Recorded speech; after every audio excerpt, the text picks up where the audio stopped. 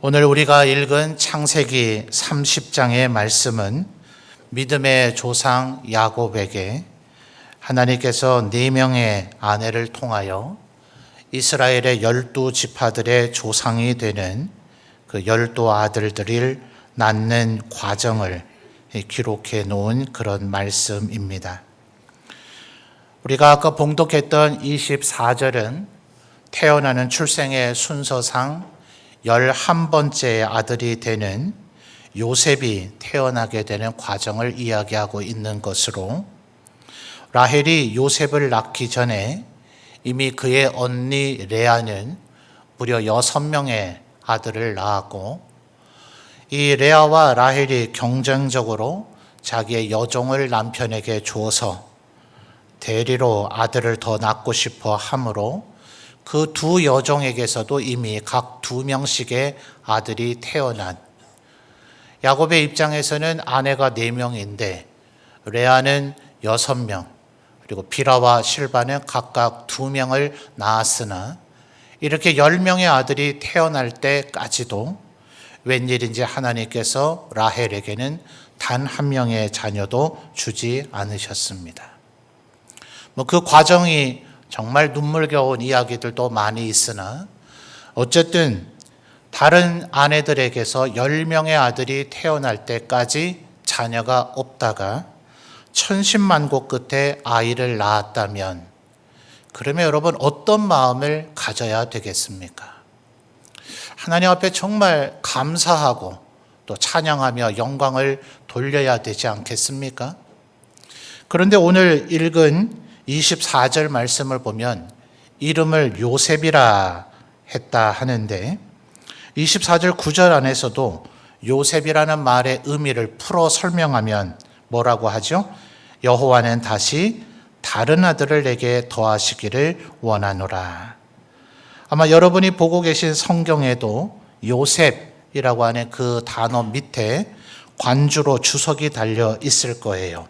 밑에 주석의 설명은 뭐라고 되어 있습니까? 더함이라고 하는 의미를 갖고 있다는 거예요. 하나의 다른 자녀를 더 달라 하는 게 뭐 그리 나쁜 뜻이겠습니까마는, 사실은 이 어감상에 감사가 없고 불평과 원망을 넘어선 하나 더 만족하지 못하는 욕심이 이 속에 깃들여져 있다 하는 것을 알 수가 있습니다. 오늘 거룩한 주일이기도 하니 예배 마친 후에 이 30장을 한번 정독을 해보시면서 이스라엘 12지파 조상들의 이름들이 어떻게 이름을 지어지게 되었는지, 또 그 이름들의 의미가 무엇인지를 깊이 묵상을 해보면 보다 더 이해가 되실 겁니다. 예컨대 레아 같은 이는 무려 6명의 아들을 낳지만 남편의 마음은 언제나 동생 라헬에게 가 있다는 것을 압니다.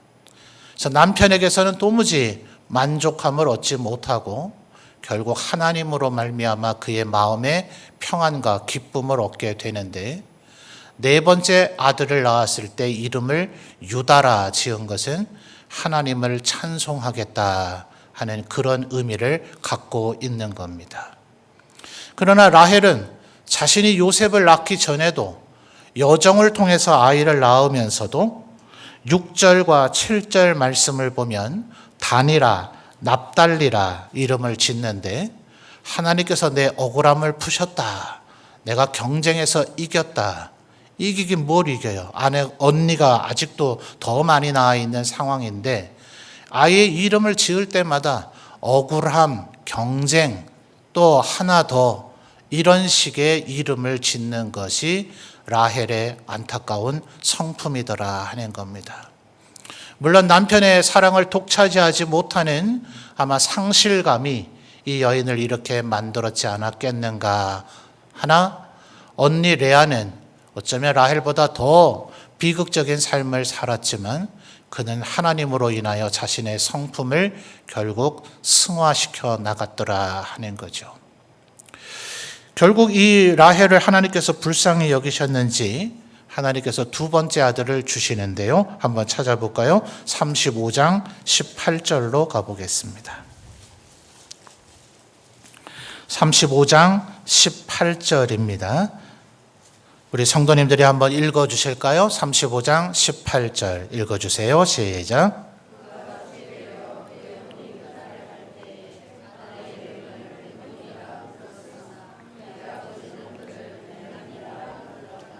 아멘. 자, 안타깝게도 라헬이 요셉의 동생 하나 더, 하나님께서 나에게 하나 더 주시면 좋겠다. 어떤 면에서는 그 바람, 비록 좋은 마음은 아니었을지라도 그 바람이 이루어지는 그 순간 안타깝게도 라헬은 죽게 됩니다. 그런데 그 두 번째 아들의 이름을 지을 때 상반절을 보니 어머니 라헬은 뭐라고 지으려고 했다고요? 베논이라 이름을 지으려고 했다는 거예요. 자, 이것 또한 관주로 주석이 되어 있지 않아요? 밑에 보면 무슨 뜻이라 합니까? 슬픔의 아들이라 하는 거예요. 자, 이 라헬의 성품과 성향이 드러나지 않아요? 억울하다, 경쟁에서 이겼다, 하나 더 주세요 이러더니 끝내는 본인이 죽게 되니 슬픔의 아들이다. 역대상에 보면 유다 지파 가운데 이 비슷한 이름을 가진 이가 있다 하죠. 야베스라고 들어보셨습니까? 단어는 전혀 다르지만 뜻은 똑같아요. 자, 슬픔이라고 하는 그런 의미입니다. 그러니 지금 야곱이 자기 아들이 매일 우리식으로 하면 슬픔아, 애통아, 고통아 이렇게 불려지는 셈 아니에요? 그러니 애 인생이 뭐가 어떻게 되겠어요? 그래서 내 아들에게 그런 이름을 불리우게 할 수는 없다 해서 아버지가 이름을 베냐민이라고 바꿔버립니다. 자, 베냐민과 베논이 히브리식 발음으로 하면 거의 흡사한데요. 뜻은 완전 천지 차이입니다. 베냐민에도 관주가 달려있죠. 뭐라고 합니까? 오른손의 아들, 생략을 해놓은 건데요. 전능하신 하나님의 오른손의 아들이라고 하는 의미입니다. 그러니 슬픔의 아들이라고 하는 의미와는 아주 천지 차이이죠. 이래서 단과 납달리 그리고 베냐민을 베논이라고 이름을 지으려고 했던 것들을 볼 때 라헬이 첫 번째 아들 요셉의 이름을 지은 것이 그렇게 순수하고 좋은 뜻은 아니었구나. 도무지 만족이 되지를 않으니 그래서 요셉이라고 이름을 지었는가 보다라고 신학자들이 평가를 하는 겁니다. 자, 그러면 여러분이 이 요셉에게 뭐라고 교육을 했을까요? 그 어머니가. 야, 네 이름은 요셉이다. 너는 무조건 하나 더 해야 돼. 이 하나 더라는 의미가 동생 하나 더 낳고 싶다라는 의미도 되지만 고대 사회에서는 우리나라도 지금이야 민법으로 딸들에게까지도 골고루 똑같이 재산을 분배해 주라 이렇게 규정이 되어 있지만 불과 50년, 100년 전만 해도 우리나라뿐만 아니라 대부분의 사회가 첫째 아들 장남에게 모든 것을 계승해 주는 것이 거의 통념 아닙니까? 근데 이스라엘 사회에서는 2배를 주는 것을 그 개념으로 삼는단 말이에요. 자, 그러면 이 야곱의 아들들에게서는 어떤 서열 순서가 있죠? 첫째 아들은 루벤, 둘째는 시몬, 셋째가 레위이고 넷째가 유다인데 첫째가 그 명분을 잃어버리면 둘째가 당연히 계승할 것 같지만 사실은 그렇지 못해요. 둘째나 막내나 우리 다 장남이 아닌 건 똑같지 않습니까? 그래서 장남이 그 권위를 잃어버리면 그 다음 형제들 간에는 무한 경쟁이 열려버린단 말입니다. 그러니 요셉의 어머니 라헬이 어땠겠어요? 안 그래도 늘 언니 레아에게 늘 나는 지고 있다 해서 늘 억울해하고 경쟁해서 이겨야 될 텐데 하고 하나 낳아도 감사하지 못하고 하나 더 낳아야 될 텐데 하는 사고를 갖고 있는 라헬이니 요셉에게 어떻게 가르치곤 했겠습니까? 너는 하여튼 수단 방법 안 가리고 너 이름이 요셉이야. 넌 무조건 한 번 더 해야 돼. 2배 너는 것을 가져야 돼. 네 형들에게 절대로 뺏기면 안 돼. 수단 방법 가리지 마. 아마도 이런 식의 교육을 하지 않았을까. 자, 왜 이런 진단들을 하느냐? 37장으로 한번 가보죠. 37장부터가 이제 본격적으로 요셉의 이야기가 나옵니다. 37장 2절 말씀을 우리 성도님들 읽어주세요. 시작.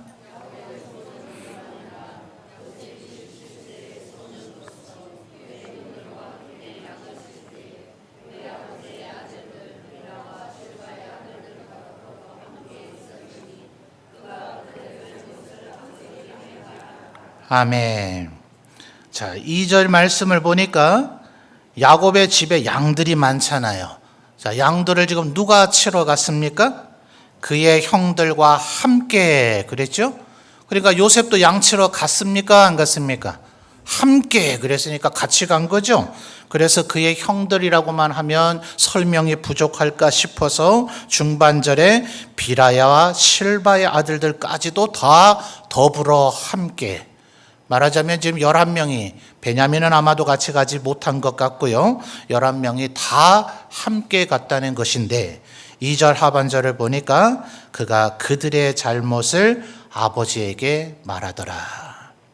자, 우리가 지금 보고 있는 이 성경을 개역 성경을 다시 조금 더 고쳤다. 이래서 개역 개정이라고 부르지 않습니까? 그래서 이런 성경을 예배용 성경 혹은 강단용 성경이라고 합니다. 우리 한국 교회에 교단 교파가 굉장히 많잖아요. 그런데 언어학적으로도 그래요. 한 것이 30년이 지나고 나면 세대가 바뀌기 때문에 그 말뜻을 이해하지 못하는 것도 있고, 사람들의 주로 사용하는 용법의 어휘들이 달라지기 때문에 새로 번역을 해주는 것이 좋다. 이게 이제 언어학의 관점입니다. 근데 사실 성경이라는 게 너무 자주 바뀌면 우리 성도들이 혼동도 되고 그걸 출판하고 구입하는데 어마어마한 비용이 들기 때문에 그런 언어학자들의 주장대로는 다 하지를 못하나 그래도 한국 교회에서 조금 필요가 있다라고 여겨서 개역 성경을 다시 개정해서 오늘 우리가 쓰고 있는 성경의 번역본을 우리가 보고 있는 겁니다. 그런데 일부 교회, 우리 교단 안에도 일부 교회가 우리는 예전 개역 성경이 더 좋아요 이래서 아직도 개역 성경을 예배 시간에 보는 교회도 간혹 있고요. 또 다른 교단이나 교파에서도 그런 데들이 있습니다. 어쨌든 공식적인 예배에서는 이 성경을 사용하십시오라고 했는데, 저는 안타깝게도 우리 개역 개정 성경이 현대인들의 이해를 돕는다고 하는 측면에서는 별로 개선된 바가 없기 때문에 많은 좀 아쉬움이 있습니다. 아마 그러다 보니 우리 한국 안에도 이제는 한 10가지 이상의 번역본들이 있어요. 그래서 여러분은 한글 성경 번역본, 이렇게 뭐 요즘 AI 시대 아닙니까? 인터넷에 일반 검색이든지 AI에 검색하면 한국어로 지금 번역 출판되어 있는 성경들이 어떤 것들이 있는지 많이 알려줄 거예요. 뭐 현대인의 성경, 현대어 성경, 우리말 성경, 쉬운 성경, 뭐 표준 세번역, 별의별 역들이 다 있어요. 근데 똑같은 성경을 약간씩 다르게 번역한 것은 원문의 의미가 그런 것을 다 포함하고 있기 때문이겠죠. 그래서 우리 같은 목사, 저 같은 목사들은 그런 여러 역본들을 대조해서 보면 예를 들어 뭐 6, 7개가 똑같은 단어를 썼구나. 이 단어가 누가 보더라도 이렇게 이해하는 것이 가장 주된 이해라고 보는가 보네. 뭐 이런 확인이 되겠지만, 또 다른 독특한 번역을 보면 이런 의미도 담겨 있구나 하는 것을 아는 유익이 있어요. 그래서 여러분들도 얼마든지 책으로 종이로 된 성경을 구입하지 않아도 인터넷으로 검색만 해도 다양한 성경의 번역에 입체적인 하나님의 말씀을 이해할 수가 있습니다.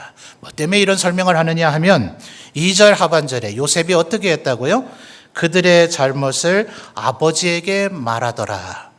이게 어떤 잘못일까요? 정말 아주 심각하고 어마어마한 잘못이라면 그들이 이런 짓을 했다라고 성경이 명백히 기록해 주지 않겠습니까? 그래서 그냥 그들의 잘못이라고 하는 정도라면 아마도 별로 심각하지 않은 짜잘한 그런 실수이지 않겠나라고 신학자들이 보는 겁니다. 자, 그렇다면 거기에 함께 동참한 요셉은 일체 이런 잘못을 하지 않고 유독 나머지 10명의 형제들만 그런 잘못을 했을까요? 요셉의 나이가 지금 몇 살이라고요? 17살이요. 그래서 다른 역본은 이 부분을 그들의 잘못을 아버지에게 고자질했더라, 이렇게 번역을 하고 있습니다. 그러니까 말하자면 형들이 볼 때 참 가짠치 않겠어요? 야, 막 너는 더했어, 이런 생각들이 형님들에게는 없겠냐고요. 또 요셉이 아버지, 루벤 형님은 이런 짓 했고요, 시몬 형님은 이런 짓 했고요. 그러면 요셉은 그런 일은 안 했을지라도 형님들도 열받아서 아버지에게 얘기한다면, 아버지, 요셉은 더해요, 쟤는 말이에요, 이러면서 할 얘기가 과연 없었겠냐고요. 근데 이런 얘기를 한 번, 두 번이 아니라 왜 그럴까요? 어머니 라헬이 죽기 전에 계속 얘기했을 거 아닙니까? 요셉아, 너는 그냥 살면 안 돼. 너는 2배의 인생을 살아야 돼. 형들에게 지면 안 돼. 수단 방법 가리지 않고 형들을 이겨야 돼. 아마 너는 한 번 더 2배의 인생을 살아야 되는 거야. 아마 이런 얘기를 귀에 딱지가 않도록 하지 않았을까. 아마 죽어가는 순간 사람은 정말 급격하게 목숨이 사라져버리는 게 아니라면 내가 이제는 살지 못하겠구나 하는 것을 직감할 때가 많다 그래요. 아마 요셉에게 유언을 남길 순간이 있었다면 요셉에게 그런 얘기 하지 않았겠습니까? 네 동생, 자기는 베논이라고 이름 짓고 세상 떠났잖아요. 이 베논이 이 슬픔의 아들, 왜 슬픔의 아들이라 이름 지었을까요? 언니하고 늘 남편 두고 싸웠잖아요. 그러니 이제 내가 죽고 나면 내가 낳은 이 요셉과 베논이 언니가 그냥 두겠나? 비라와 실바는 또 얘들을 얼마나 괴롭히겠나, 아마 이런 생각하지 않았을까요? 그러니 요셉아, 절대로 네 뭐라고 불러야 됩니까? 이모라고 해야 되나, 계모라고 해, 서모라고 해야 됩니까? 네 서모들을 절대로 믿으면 안 돼. 이 세상에 믿을 건 너밖에 없어. 수단 방법 가리지 말고 형님들에게 지지 말고, 형이 아니야, 왼수야, 왼수. 아마 이렇게 가르치지 않았을까. 그러니 보십시오. 4절 말씀에 형님들의 반응이 어떠한가. 자, 4절 우리 성도님들이 또다시 읽어보실까요? 시작.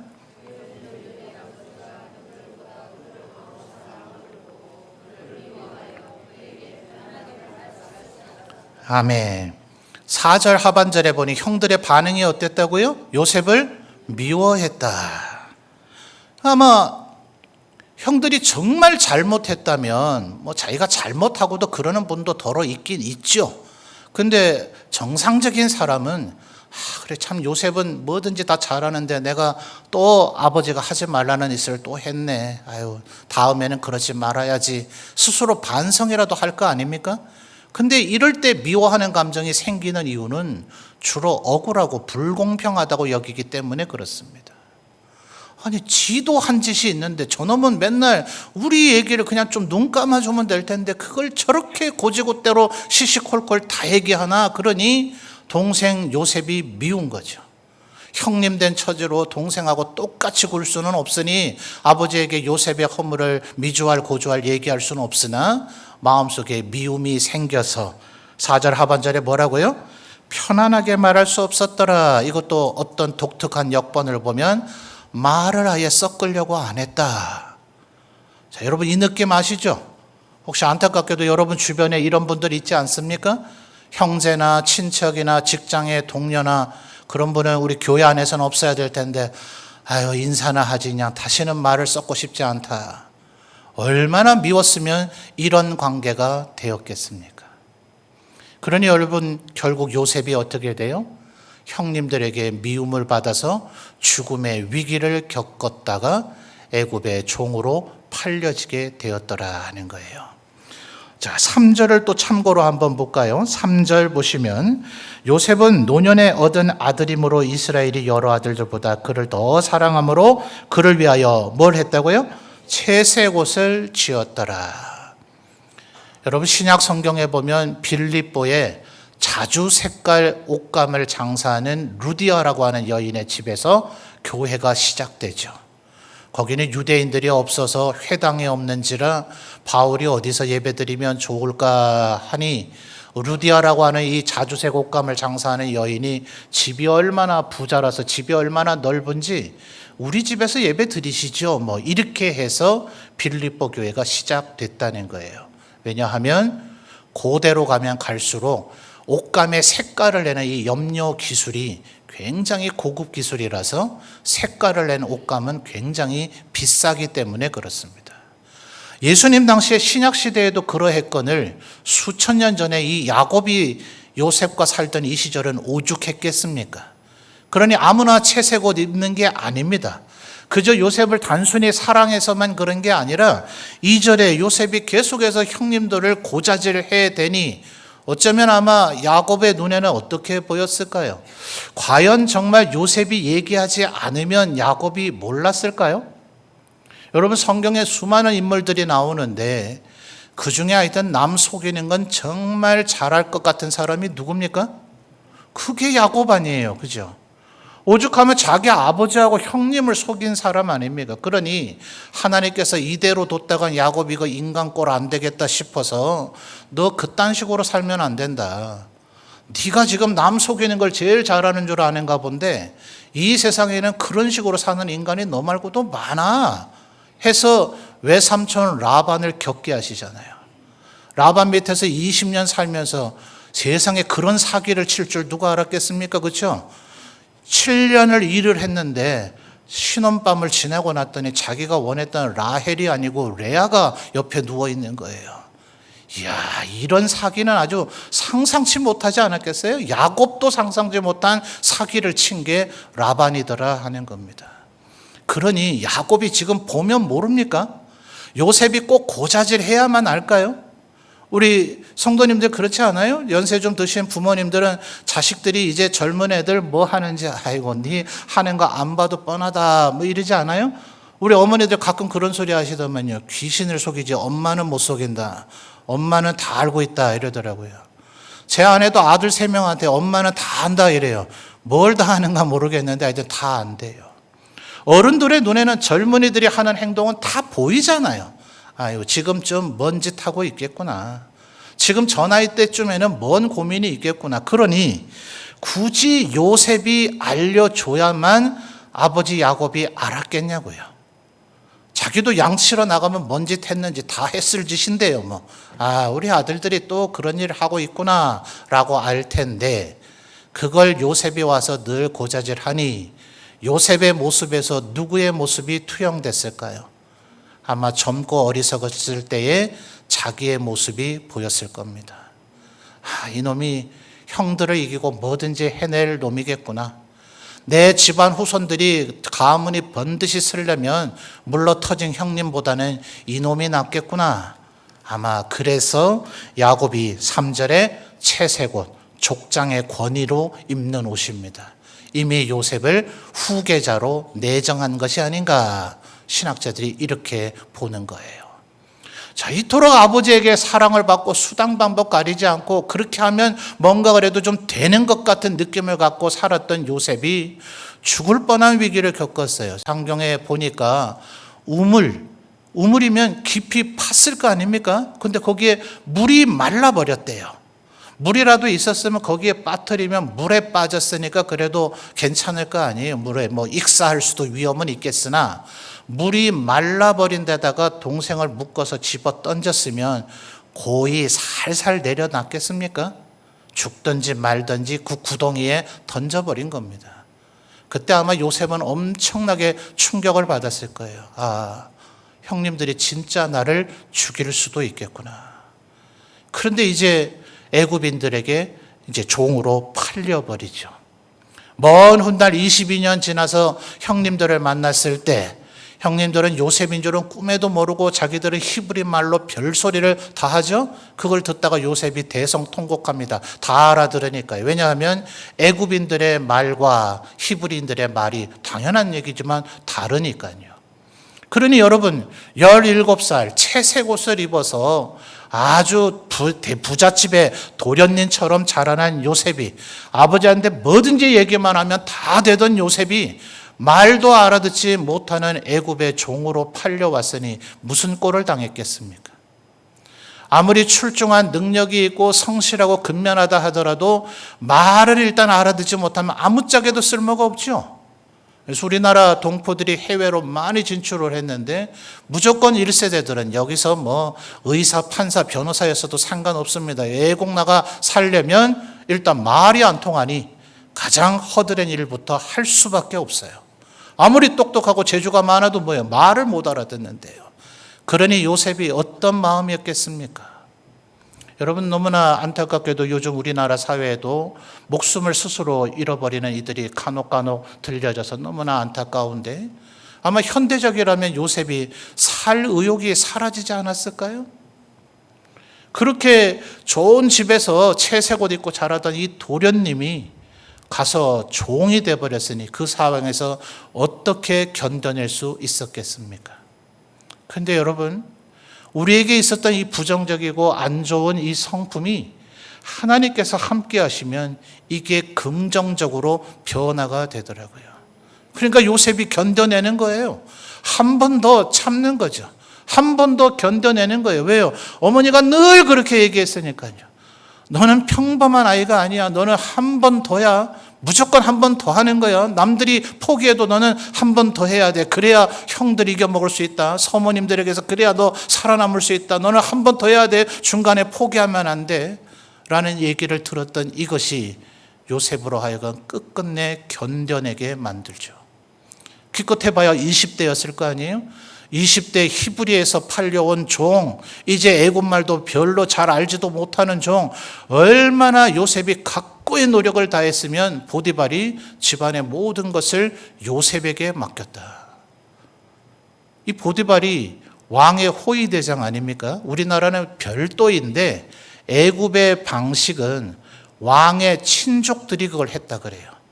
그래야 가장 믿을 수 있지 않아요? 왕들은 전쟁에서 전사하지 않으면 암살당한 사례가 제일 많습니다. 물론 친족은 또 그를 죽이고 왕위를 빼앗을 수 있으니 가장 못 믿을 놈이기도 하지만 그래도 남보다는 낫다는 게 애굽의 생각이었어요. 그래서 신학자들은 보디발은 왕의 친족이었을 거다. 아마도 바로가 자식 없이 죽으면 차기 바로가 될 수도 있는 위치였을 것이다 라고 추론을 합니다. 그 집안 재산이 많았을까요? 적었을까요? 종이 적었을까요? 많았을까요? 아마 종이 어마어마하게 많았을 겁니다. 바로 다음으로 권세 있는 자가 아마 보디발이었을 거예요. 그런데 20대의 요셉이 그들 가운데 가장 높은 지위에 오르게 됩니다. 한 번 더 참고 더 견뎌내는 요셉의 그 부정적인 성품이, 그래서 창세기를 잘 보면 그것이 요셉이 스스로 잘 노력해서 된 것이 아니라 하나님이 그와 함께 하심으로 요셉이 형통하게 되었더라. 여러분, 우리가 거듭나서 하나님의 자녀가 되어지면 하나님께서 애초부터 우리에게 있던 그 성품을 성령으로 기름 부어줘서 바꾸어 주십니다. 그러니까 베드로가 예수님에게 물었지 않아요? 예수님, 그래도 하루에 자기는 칭찬받으려고 말이죠. 7번 정도 용서하면 대단한 거 아닙니까? 제가 봐도 참 대단해 보여요. 근데 예수님의 대답은 참 뜻밖이죠. 70번씩 7번이라도 용서해야 된다. 여러분, 하루가 24시간 아닙니까? 15분 간격으로 나누면 96조각 나옵니다. 5분 간격으로 나오면 약 300조각 나옵니다. 무슨 말인지 이해되세요? 5분에 한 번씩 용서해도 490번을 채울 길이 없어요. 예수님의 이 말씀의 의미는 뭡니까? 5분마다 용서하라는 게 아니라 무조건 숫자 헤아리지 말고 한 번 더 용서하고 또 용서하고 또 용서하고 하는 삶을 살라는 거예요. 어떤 면에서 예수님의 가르침은 바로 요셉의 삶이 아니었을까. 비록 그의 어머니는 부정적인 의미로 그에게 지지 마, 절대 양보하지 마, 쓰러지지 마, 오뚜기처럼 또 일어나는 거야, 한 번 더 해야 돼 라고 가르쳤지만 어머니는 세상을 떠나버렸고 아무 기댈 것 없는 요셉은 하나님을 의지하다가 하나님께서 내가 너와 함께 할 테니 너는 견뎌라, 인내해라. 보디발의 집에서 그렇게 높은 지위에 이르렀지만 그는 보디발의 아내를 범하려 했다는 누명을 쓰고 감옥에 들어갑니다. 간혹 죄수분들 가운데 예수님을 믿고 간증하는 분들이 있어서 감옥 안에 정서를 들어보면 정말 배가 고파서 어쩔 수 없이 물건 훔치는 그런 분들도 계시잖아요. 그런 분들은 죄수끼리도 불쌍히 여긴답니다. 아주 강력범죄 저지른 분들이 있죠. 다른 사람의 목숨을 이렇게 한 그런 분들은 죄수들끼리로 서로 두려워해서 같이 접촉을 잘 안 하려고 한대요. 그런데 죄는 다 똑같은 죄일 것인데 여성들에게 못된 짓을 한 죄수는 죄수들끼리로 인간 취급을 안 한답니다. 그러니 여러분, 요셉이 지금 얼마나 억울하겠어요. 자기가 그런 일을 했어도 지금 견디기 어려울 건데 조금도 그렇게 하려고 안 했어요. 성경에 보니 보디발의 아내가 매일같이 요셉을 유혹했는데 요셉은 끝끝내 거절했다. 이게 쉬운 일입니까? 그런데 결국 누명을 쓰고 감옥에 들어왔어요. 그런데도 요셉은 견뎌내죠. 그때에도 성경은 얘기합니다.